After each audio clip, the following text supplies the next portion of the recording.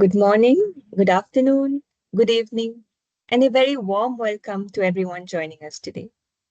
Thank you for taking the time to be here for our webinar on future frontiers serving the next billion in emerging F&B markets.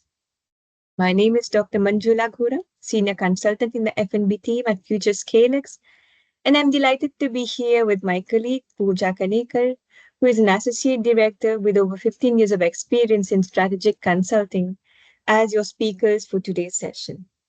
Before we begin, just a quick note, if you have any questions during the course of the webinar, please feel free to drop them in the chat box. We'll address them towards the end of the session. So before diving into today's topic, let me briefly introduce to you who we are at Future ScaleX. So we are a research and advisory firm that helps organizations navigate technology-driven investment and innovation decisions with more precision. In a world going through multiple transitions from decarbonization and digitalization to circularity and energy sovereignty, we support our clients by quantifying commercial viability, ensuring that businesses invest in scalable, profitable, and impact-driven opportunities. And how do we do this? We bring the future into focus through our six lens methodology. This is a holistic way of analyzing opportunities across policy and regulations, where we translate the global, regional, and local impacts on strategies. Secondly, technology and innovation, where we map both the incremental as well as the disruptive solutions. Thirdly, our techno-economic modeling helps evaluate the adoption cost, feasibility, and scale, and apply it to investment and growth decisions. We also evaluate the end-to-end supply chain where we understand the risk and the deployment constraints. Then we look at new business model opportunities through digitalization. And finally, we identify the right kind of collaborators for our clients through partnership and the ecosystem lens. So this interconnected approach allows us to help organizations align their innovation with investment and in turn transform uncertainties into opportunities. Now, I'd like to invite Pooja to set the context and walk us through today's discussion. Well, thank you everyone for joining us today. We have got an exciting session lined up, and here's how we'll navigate it together. We'll start by spotlighting the key economies we believe will shape the consumer market over the next decade. Then we'll unpack why these countries matter, looking at their strategic positioning, opportunities, and the trade off between risk and reward. Finally, we'll close with common challenges these markets face and the winning approach companies can adopt to succeed in them. But before we dive into where and how, let's step back and ask the bigger question: why? Why does this matter right now for your business? Well, to answer that, we need to understand the cost of missing the next wave of consumer growth. Right now, there is a $3 trillion in untapped F&B potential sitting in handful of emerging economies, and that's not some distant future. It's an opportunity available today. And there are risks and challenges. So here's the challenge. Two-thirds of future consumer growth is happening in markets most F&B companies simply don't understand yet or are too vast and diverse to fully cater. The risk here is that almost 70 to 80% of traditional entry strategies, the ones that work in developed markets, fail when applied here. And the most important thing, these markets are evolving fast. Consumer behavior is shifting faster than most corporate strategy cycle and the way they get adapted. Now, what is the bottom line here? Well, waiting doesn't just mean missing opportunity. in terms of untapped market, misplaced capital, or mistiming. It means handing tomorrow's customer to your competitors today. So, today in this session, we'll show you two things. First, which markets deserve your immediate attention, and second, how to choose the frontier markets that truly fit your business while avoiding the costly mistakes that derail market entry before it even begins. Now, let's take a look at the data behind this.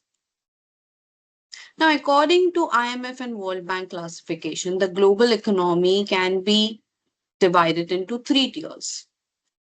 On top, we have the high income countries, home to just 17% of the population, yet generating a staggering 62% of global GDP. But here's the catch, both their population and GDP contributions are projected to shrink over the next decade. Then in the bottom tier, we have low income countries. They make up a sizable 9% of population, but the contribution to GDP is less than 1%. And they are mostly concentrated in Africa and Middle East. Now, while their population is set to grow, their economic weight in global GDP remains largely unchanged. And then we have middle income countries. Here's where the story gets exciting. They represent 73% of the world population and 38% of the GDP. And while they are heavily concentrated in Asia, they also include emerging players in other regions contributing a massive $11 trillion to the global economy. In the next 10 years, these countries will add nearly half a billion people and see their GDP share grow by another 5%. The big takeaway here is that the real frontier isn't just about rise of the East or the global South. It's about the explosive growth of global middle class, a demographic wave reshaping consumption patterns worldwide. And well, this global reshuffling raises a critical question. Which specific regions are driving this middle income explosion? So let's break this down regionally. Well, as of 2025, North America, East Asia, and Europe remains the economic powerhouses, contributing 84% of global GDP. But the demographics tell a very different story. Outside East Asia, it's almost an inverted triangle. North America and Europe together hold 16% of the world population, yet they carry a massive share of global GDP. Now, looking ahead to 2035, although some rebalancing is expected, regions like Africa and South Asia, the gap between people and prosperity remains wide, which means explosive population growth without a matching rise in economic output. Think of it like a seesaw. On one side, regions heavy with people, on other regions heavy with prosperity. And the challenge and opportunity lies in how businesses position themselves on that balance. Now that we have seen the regional patterns and paradox, let's come to the real question. Where will the next wave of consumer come from, and exactly which countries within these regions deserve our attention? Well, at FSX, we have identified 24 countries that will shape the global consumer market over next decade. Let's take a look at them. As you'll notice, our selection includes some of the familiar names from BRIC and N11, but also less obvious players like the UAE, Uganda, and Romania. So, what make these 24 countries stand out? Well, over next decade, they will represent two-thirds of the world population and drive 59% of the world's incremental GDP. Even more importantly, their economies are growing on average 1.5 times faster than global GDP, with real per capita income projected to rise by 37%. In short, these markets are not just large in size, they are dynamic, young, and fast growing, making them the real engine of consumer demand for the next 10 years. Now, identifying these 24 markets is just the beginning. The real question for F&B companies is, what's the actual market opportunity? Well, let's examine the food expenditure pattern in these countries. Now, when we look at the food spending per person in these 24 countries, you may notice that most are still well below the global average of $1,869 per person. Think of it like an iceberg. Today's 4.5 trillion food market is the visible half. But beneath the surface lies another 3 trillion in untapped potential. And here's the kicker. Per capita income in these countries are growing faster than the global average. That means the hidden potential is only set to expand. So let's play out a simple scenario to see how big this could get. At today's per capita income and food spending level, the overall food and beverage market already stands at about $4.5 trillion. Now, if rising income pushes average food spending up by just $100 per person over next 5 years, that's less than 2% increase, by the way, in these countries, we would already see a $5 trillion market. Now, fast forward another 5 years, and the income rises to $6 trillion. And that's the conservative scenario, by the way. Across these 24 markets, per capita income is growing at an average of 3% a year, while food spending has been rising closer to 5% annually, even during COVID. That means the real potential is almost certainly greater than our baseline projection. But rising income are only half the story. The other half is how people will spend that money. And that's where urbanization and digitization become the game changer. Well, over the next decade, the urban population here will expand by nearly half a billion. Yet many of the most densely populated nations like India and Bangladesh are still below the global average on both urbanization and connectivity. This tells us the real shift is still ahead. And as these countries urbanize and go online, they'll unlock the next big wave of digitization and e-commerce. We are already seeing this transformation in action.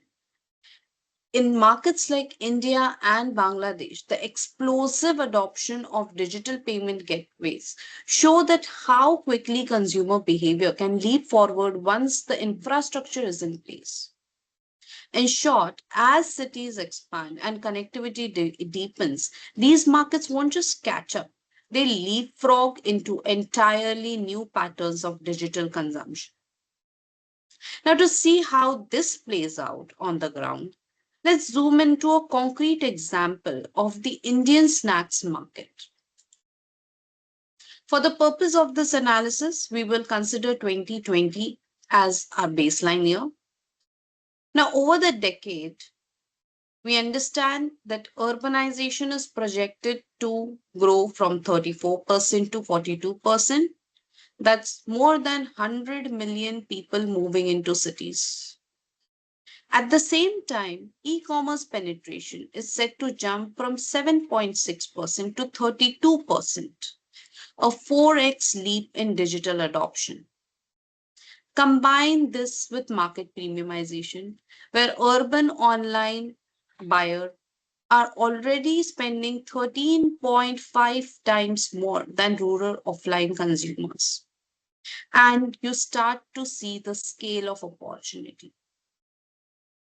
Well, the result, the customer lifetime value in Indian snacks market is projected to rise from around $450 to $900 by 2030.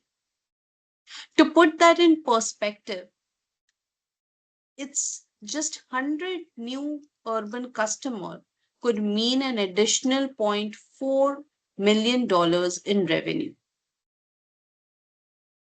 And when you break it down further, urban online consumers can deliver more than $2,700 in lifetime value compared to under $400 in rural online, which is more than 6 times increase.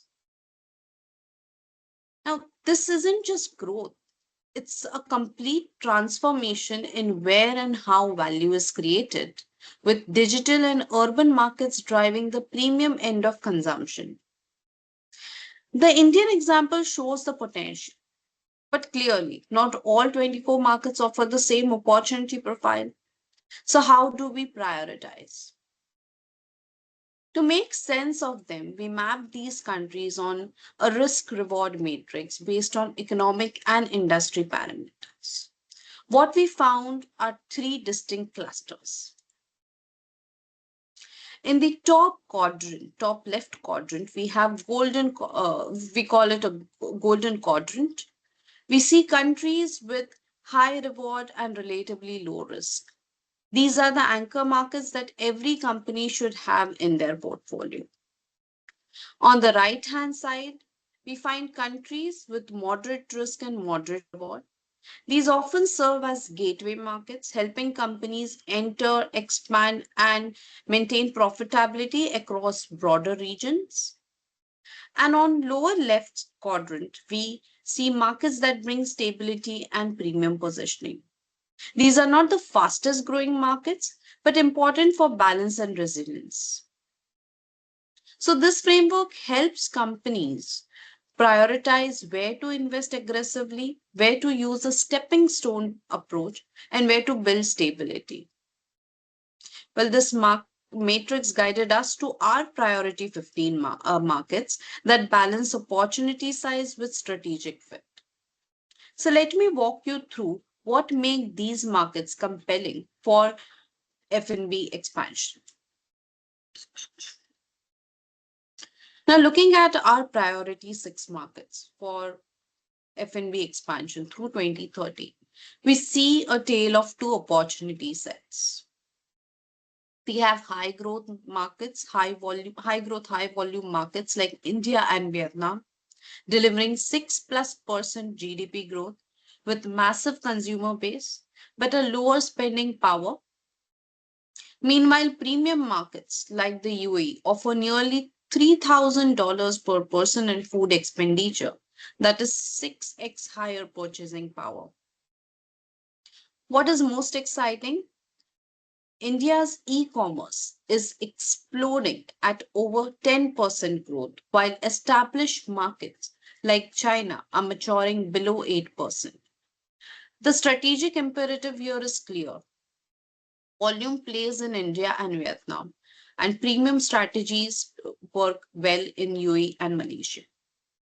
Well, these 6 markets alone represent fundamentally different go-to-market approach, but all show positive F&B sector momentum into 2030. Same is true for our next tier countries, where East Asia leads the growth, though at a vastly different spending level.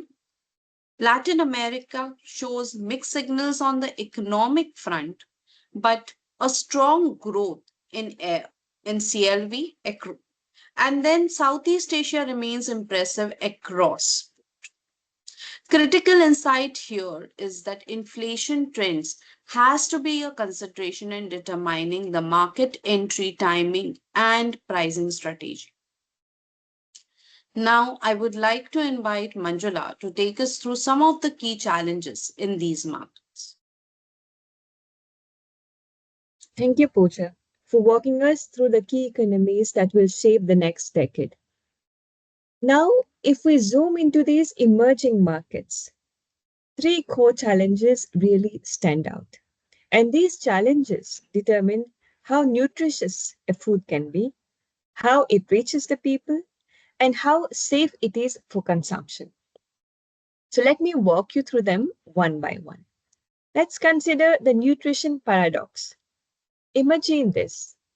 In the very same country, you have children going hungry because they don't get enough of nutrients, while at the same time, you have rising rates of obesity and diabetes because of ultra processed food consumption. So, this dual burden of undernutrition and overnutrition is one of the toughest challenges for F&B players to solve. But the good news is companies in these markets are already innovating. Take Al Duha Food, for instance, in Egypt. They are tackling hidden hunger with fortified cereal, flours, and instant soups. In India, JK Agri-Genetics is going one step upstream with biofortified seeds such as wheats and millets, which are naturally richer in iron and zinc, so that nutrition is built right into the crop. In China, companies like Joe's Future Foods are pushing boundaries with alternative proteins, using cultivated meat to address the protein gap sustainably. We also see localized community-driven model like NutriCircle in India, providing affordable fortified meals to school children, and Life Bank Foods in Nigeria setting up community kiosk to distribute fortified flours. These are not just innovators. They are lifelines bridging the nutrition gaps for millions. Now, even if we solve the nutrition problem, there is another challenge which hits us, and that is getting the food safely from the farm to fork. In many of these emerging markets, more than 30 to 40% of the food is lost post harvest, not because it was not grown well, but because it couldn't be stored, cooled, or transported in time. And this is where innovation is rewriting the story. For instance, Taranis is helping farmers in Israel through AI powered crop intelligence to prevent premature or delayed harvest.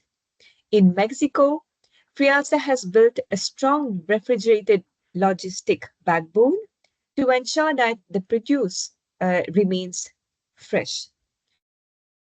Inspira Farm takes under root. They are using cooling as a service business model to give farmers and distributors access to pre-cooling hubs without the heavy upfront investment cost.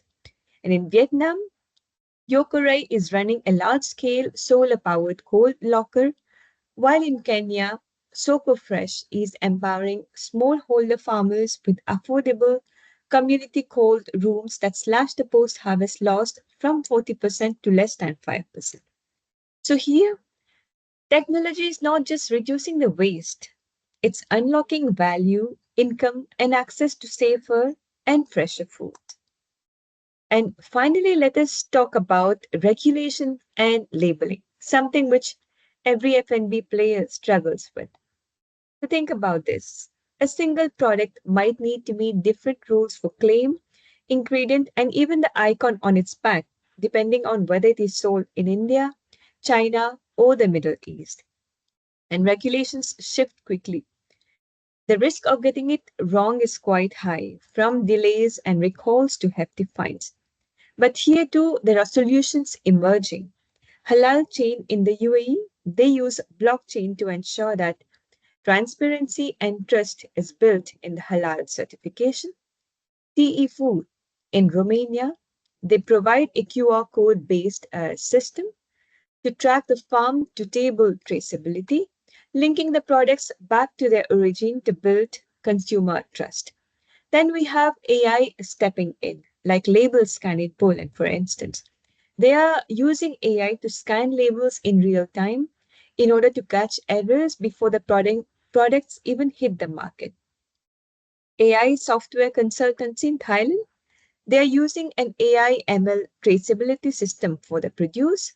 And of course, there are local advisory firms like SEMA in Colombia who are helping companies to adapt nutrition panels and front of pack labeling to national rules. The common thread here, technology and partnerships are turning regulation from a bottleneck into a competitive advantage.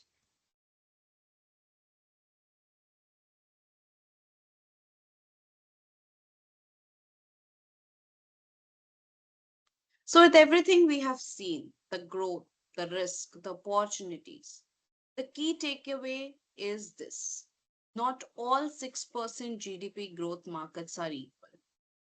Success depends on matching market readiness with your own capabilities and risk appetite, and then adopting a balanced portfolio across to approach your next frontier markets. Now, still, the big question remains: how do we cut through the complexity and decide where to play? That's where our four-phase framework comes in. Phase one: validate. Check market relevance, size the real opportunity, and confirm consumer behavior aligns with your portfolio. Because not every high growth market is the right fit. Phase two is assess. Evaluate product market fit, service level benchmarks, and ecosystem requirements. For example, ask, can we really deliver in Bangladesh the same way we do in Thailand? Next is prioritize. Bring the data together and classify markets into fast track, growth, or build, depending on whether entry makes sense in 6, 12, or 24 months. And lastly, implement. Execute with a diversified portfolio and ongoing monitoring of political and economic risk. Because as we have seen, these markets are shifting quickly. Now, with this, let me pause here and I would love to take your questions and hear your perspective.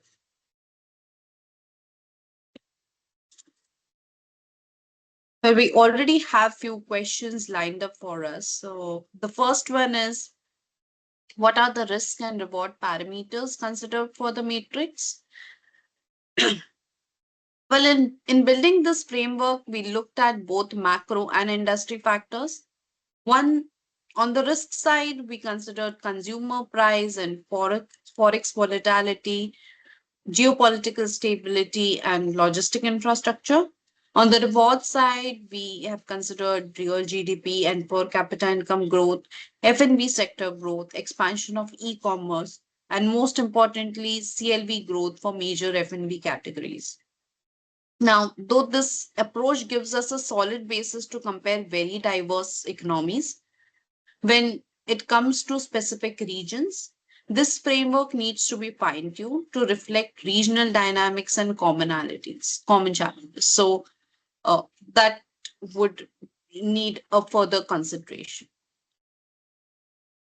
The next question we have is, how do these challenges affect opportunities for companies entering emerging markets? Manjula, probably you could take the question. Yeah, sure, Pooja. So these challenges are not just roadblocks, they actually define opportunities. For instance, if we consider the case of Africa, which suffers from a fragmented cold chain, this has created space for companies like Inspira Farm, who is building an innovative and affordable cooling as a service model to reduce post harvest losses and extend the shelf life of perishable goods. So, for companies solving this kind of challenges in emerging markets, it's not just about driving the impact, but it is also a way to build scalable and resilient businesses in these markets. We have another question here. How are technologies like AI or digital platforms expected to disrupt the F&B sector in these markets? So this is a great question.